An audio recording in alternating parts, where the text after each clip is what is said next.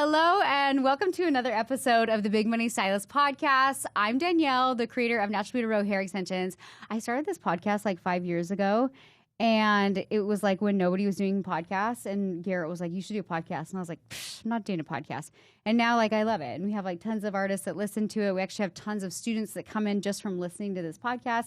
So it keeps me motivated and keeps me going. And today, you guys, I have Lindsay Taylor. I was going to say in the house. I don't know why I want to. Yeah, you know. And she's actually one of my licensed MBR artists, which is like a pretty big achievement. I feel like we know how awesome we are, but like other people, it's not just a certification. To me, a certification, that word has been really loosely thrown out in our industry. And so I wanted to create something that mattered, something that was different, something that was like almost like when you graduate hair school, you get a cosmetology license. And that's the story behind, that's why I named it NBR Licensed Artist, because it's like your license. So anyways, I'm here with Lindsay Taylor. That's not her real last name. Maybe there's a story behind there. We don't know. We don't know about her Instagram. What's your Instagram? My Instagram's Lindsay Taylor Styling, and Perfect. my last name is Couts. Couts. People can't say it right. You know what? I for some reason was thinking your last name was Krantz. Do we have a Lindsay Krantz in the academy? I know. I was like, and then when you said Couts, I was like, I would have definitely butchered your last name. Yeah, So I get like Coots and Counts and Like, I mean that's all not sorts good. of weird things. It's like not good.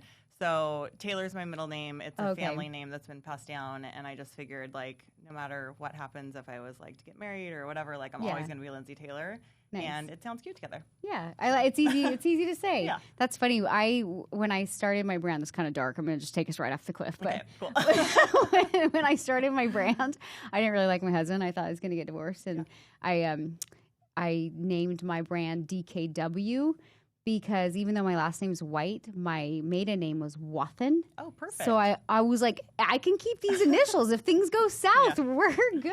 Things you have to consider in life. I know, right? Unfortunately. Now I'm like, I'm in a good space with my husband. But like, this was like 12 years ago when I started my brand. Yeah. I actually started my brand because I was like, well, I got to find a way to make it for two kiddos. Yeah. But so tell me, where are you located? So I'm in like the East Bay area of Northern California. Okay. So I'm just a hop, skip, and jump from here. Do you drive here? No, I I was like, no, that's too far, right? I have driven, but I It's like like 10 flying. hours. It's like, yeah. It's a lot. That's aggressive. It's not great. So, but it's like an hour and a half flight. It's super easy flight. Oh, Yeah. nice. So, do you own your own salon? Or are you? I've recently left a salon of like a team of people and moved Okay. into my own studio suite. So I'm Nice. kind of like in a new space right now and very independent, and it's been wonderful. Nice. How long has that been? I moved into my space at the end of May, so it just had been a couple months. Oh, okay. What made you make the leap? I had kind of like outgrown where I was, and I knew that for a very long time. Probably like 2 years ago, the first licensed artist day, I sat down at a round table of other licensed artists, and it like hit me like a wall, and I'm like, I'm not in the right space anymore. Yeah. But I was really fearful and just didn't feel like I was ready to step out on my own. And so recently, I felt like the universe like slammed a door and Oh shoved me out. no. So, Why? How? So I worked in a salon with other people that had done MBR but weren't continuing education. Okay. And I have been inside of the education consistently since 2018. Right. And as I've grown and evolved in my business, I felt like we just weren't on the same page Yeah. anymore. And so the owner of the salon recently just asked me to leave her space. Really? And You're like, kind sorry, of- I'm yeah. growing. Yeah, kind of like without any clear reasoning other than we just grown apart. Yeah. And it was time, and I knew that for 2 years. So I think too, though, I mean, as a business owner myself, I even just recently, I mean, I can't share who, but there's been an artist inside my salon that like even the past 6 months, she has voiced that like I miss my family and this and that, and I'm like, so Crystal and I had to make the tough call like to let her go, Yeah. and I don't know if she would have made that decision on her own, but she wanted it, and I had to push her over the edge. Yeah. So it sounds like even though you're like, she just let me go, but if you were in a space where it had been 2 years, in a way, there's probably a piece of you that's like, thank you. There was a huge amount of relief. And when I packed my stuff up the last day I worked there, I stood and looked back in the salon and was like, am I supposed to feel something? And I didn't. Like, I knew it was time for me to go. And there's been a lot of like stepping into my own space and not having somebody to be like, hey, what color should you think? Or do you have an extra foil? Like, really having to rely on my own like knowledge and history inside of the industry like has been kind of empowering. Yeah. And it's exciting because I feel like I'm in this new space and there's so much potential for what I can build for myself. I love that you just said that being on your own, because I never really thought about that inside of a salon. I mean, I've been doing hair for 20 plus years. I hate to admit that. I'm like, I've been Same. But, you know, it's fine. It's fine. I'm a seasoned artist, Yes. okay? But even in doing behind the chair for over 20 years, we're still constantly like, hey, what do you think about this and this? Or this formula and this formula. It's like we want a second opinion. And when you're on your own, you got to be real certain. Like, I'm going to mix this and get this. But I think in my experience, when I have been on my own, it actually gives me more certainty. And as I grew my teams and evolved my salon, I still ask for that input. Like, hey, what do you think about this and this? But in my mind, if I'm like, no, that just confirms what I'm thinking. Right. But that came with being in a space where I didn't have anyone to kind of lean on, you know? So I think that's, have you ever been on your own? Like in a studio? I've oh, really? always Okay. worked like in Salons. Yeah, with big teams. Yeah. So I love it. It's kind of nice. yeah. Yeah. I don't know that I'll always want to work by myself, Right, but in but this season of timing. where I'm at, I'm like, really, it feels good to just go in my room and do Yeah. my thing and be able to like really focus in on like my client experience and do what I know I can do. I think oftentimes too, as an entrepreneur or as an artist, we see where we want to be, but we shut down opportunities in between, almost like, oh, that's not good enough, because we're envisioning this like grand end game. But it's like you can't get there if you don't listen to the signs in between. Right. Meaning like, yeah, like you're like, it feels like a relief. It feels like this is where I'm supposed to be for now. Right. Right. And then you might get the itch and you're like, it's time to pack up and go again. And I feel like that's why I've had so much growth in my life, is because it's like when I feel that calling, when you start to do it on a regular basis, the time collapses. So it maybe have taken you 2 years.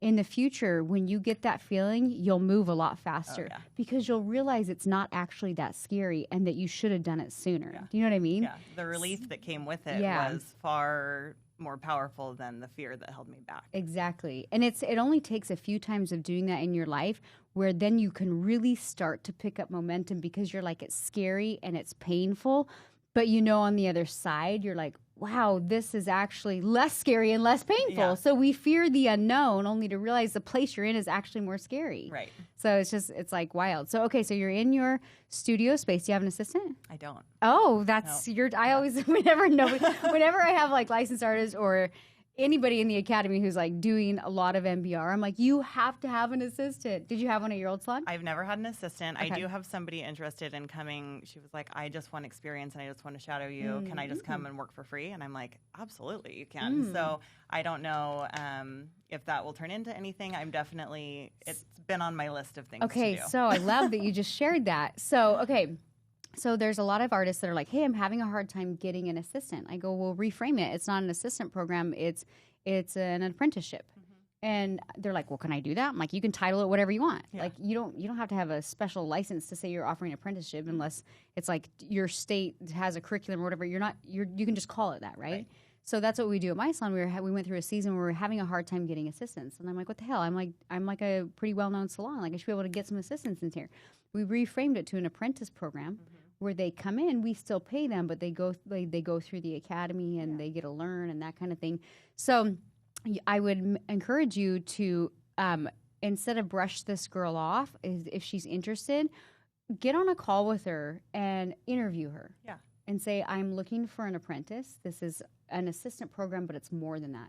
Paint the vision for her. Make sure she's on the same page with you, that she has the same values, because you don't want to put all this time into training somebody who's like, well, that was fun, bye, you know what I mean, or entitled or whatever. So you're going to do like an interview process with her and paint the vision.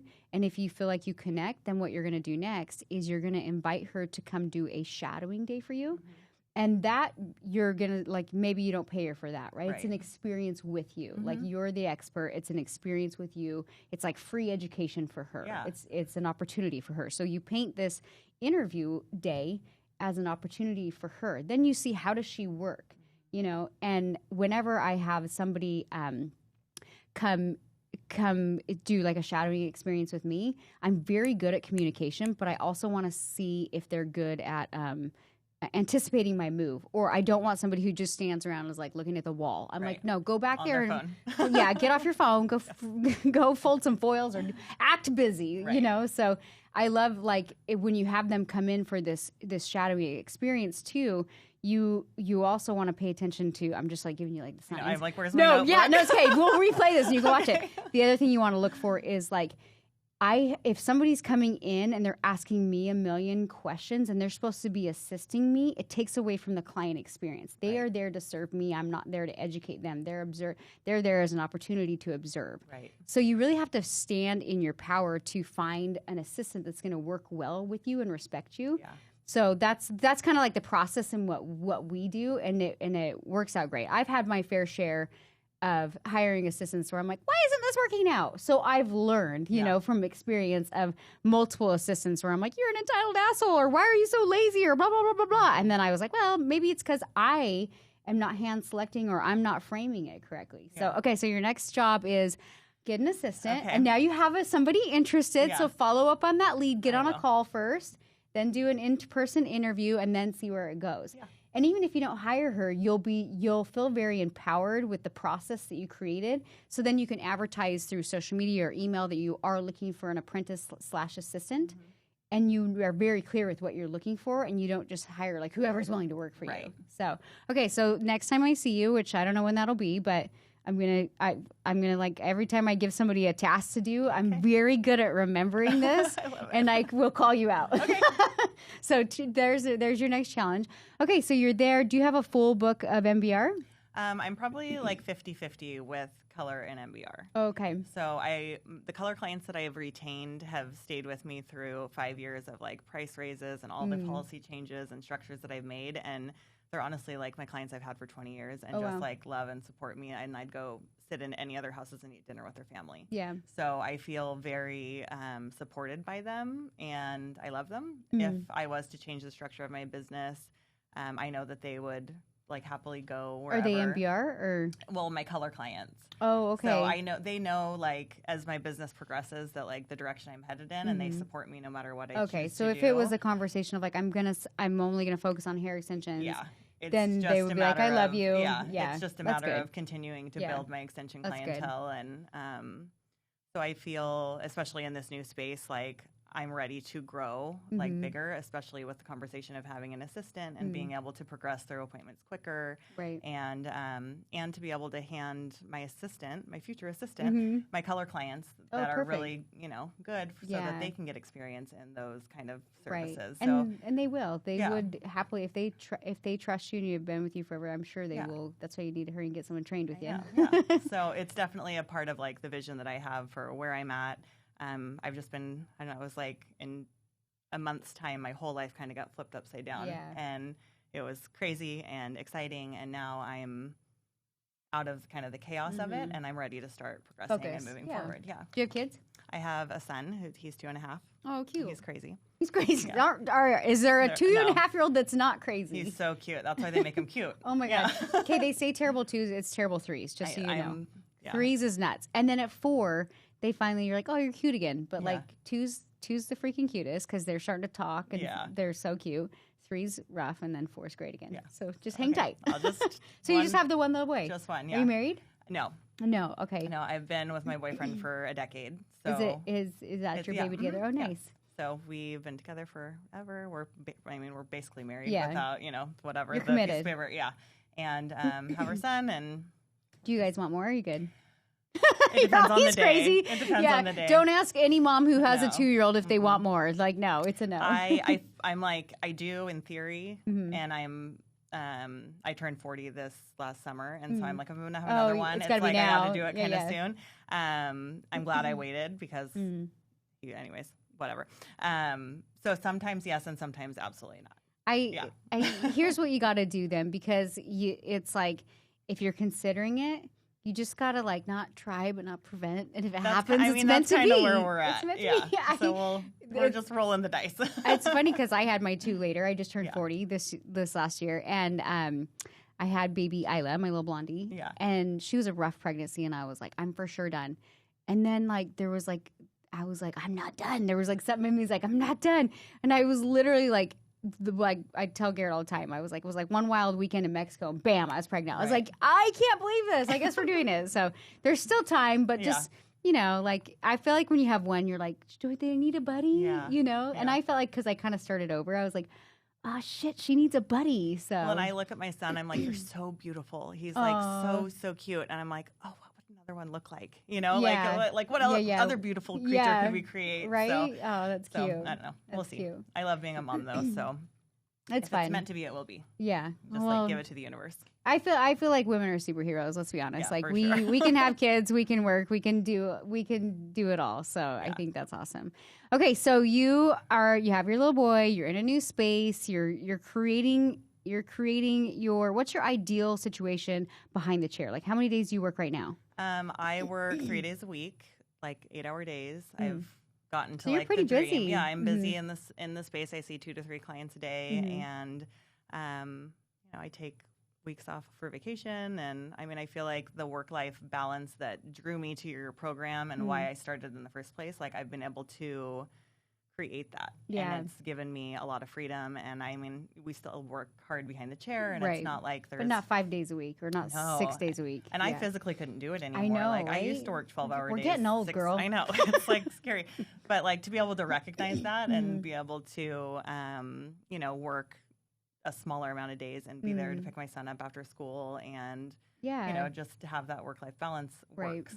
So I think too, like when you have young kids, it's like you don't want to miss out on like something as simple as picking them up from school, right. you or know, bath time, or like, you know. Yeah, I feel like that's why I was gifted with 2 more kids. My first 2 kids, I was definitely in the thick of hustle, and I would come home and they'd be in bed, and I just like would sit in my car and cry. Right. Yeah. It's like I suck as a mom. Not ideal. Yeah, it's not ideal. So that was like one of the reasons I was passionate about creating the academy. So when did you find out about MBR? You've been in the program for a while. Yeah, I started in BMSCon 2 in 2018, and the girl that I used to work with who owned the salon, she's like, hey, we're going to go to this extension class, and this is what we're going to charge. And I was like, you are so pretty. Like, you're a really pretty girl. And she's like, just go listen to this podcast tonight. Oh, nice. And the next day I came in crying, and I was like, thank you for keeping me relevant. Like, because the podcast, I mean, you had just started it. Oh, wow. It was like 5 or 6 episodes really? deep. And so I like binge listened to them. And I didn't know how much pain I was in my career until like you brought it to my attention. And then going to BMSCon, it was like going through that whole process. You like gave me permission to make changes in my life. It's so crazy in our industry because what is seen as success is a full book of business 5 to 6 days a week and working till 7 to 8 p.m. That's not normal. That's like the old school way of our industry. And so it's like, oh, I'm successful. And then when it's like, that's not what success is. Then it's like all of a sudden you're like, yeah, I think I'm kind of burnt out. My health is crappy. I'm not spending time with my fiance or my husband or my boyfriend or whatever. And like, I just realized, things could be better. So somebody tells you, hey, this is what success looks like. So we're like, well, I hit success. So we tell ourselves, I should be happy. Yeah. And then when somebody is like, hey, but do you have to do it that way? And you're like, all of a sudden a light bulb goes off. And you're like, no, I don't want to do it that way. I thought I was successful because I was working and had a busy book, but I was like making like $27,000 a year. Like I couldn't even the numbers take don't care lie. of myself. And I was like, oh my God, what am I doing? Yeah. So yeah, I mean, I went to BMSCon and what year was that? It was 2018. Okay. And Garrett pulled me on stage and had me fire my client in front of everybody, 300 people. And I was like so good. peeing my pants in front of everyone. And I mean, it was a pivotal moment in my journey. For sure. And it changed the way that I thought about myself and my business. And it just... I mean, definitely. I was like, sign me up. Like, what do I do? You're like, what and I just went home. I happened? fired so many clients. I was like, it's one's freeing. down, let's go. And was able to turn my business around. And I don't have a single person that sits in my chair that I don't like genuinely look forward to seeing. And just the difference like energetically that makes in like my anxiety levels and the joy that I get out of my career, like game changer. I love that you just said that, because I think too, it's like not only when you go to work, but you like genuinely enjoy being with those people instead of sucking energy from you. It actually gives you energy. Yeah. And as long as you're not like, I'm still behind the chair, but I'm only there one day a week, and I only work on a few clients secretly, so I'm not going to promote that on this podcast. Yeah. But I won't tell. Yeah, don't tell anyone. I just announced it, but it is. It's like difference. Like I get done at like 4 instead of 8 p.m. and I work on the clients that I like, and I go home and I'm like full of energy. And so it's like, it is possible. And I think that artists are very passionate, caring people about what they do. And extensions, I was doing a podcast yesterday, and extensions is one of those things. Like, I love it so much because it's not just like, it's such a big transformation. Right. Like, we know, like, women who get extensions done, there's a backstory to it. Like, I've had women like literally cry in my chair. And I think as an artist, you're like, that's why I love what I do. Like, that's why I'm passionate about what I do, because it's the hair is the tool, but the transformation is what's so cool. Right. And I've actually been encouraging all of my licensed artists. I was like, I need you to understand, when you are selling a transformation, when you are selling hair, understand that you're actually selling your energy, right? If you're like a positive, uplifting person, like, and that client is getting kind of fed that energy from you, and they leave and they're like, oh, I feel so good. They don't just feel good because of the transformation. They feel good because of the energy and the positivity that you fed them. And in my experience, that's what will keep clients coming back to you. And that's probably why you have a ton of loyal clients, because you've been feeding them this positive energy for so many years, right? So I think I try to let artists understand their value. And it's like, you do beautiful hair, but your clients love you and your energy. Because unfortunately in our industry, in any industry, there's people that are like, one and done, you're an assembly line. Like, I don't even care. Like, I had a client last week sit in my chair, and she's like, yeah, I was going to the salon, and I just felt like she didn't care about me. I was like, I hate to be cold. She probably didn't. You were just another butt in the seat. I was like, she's like, but I love like the environment and the energy that you create. But I feel like when we're offering a service that's like $3,000 to $5,000, it's not another butt in the seat to me. It's an experience to me, you know? Yeah. So.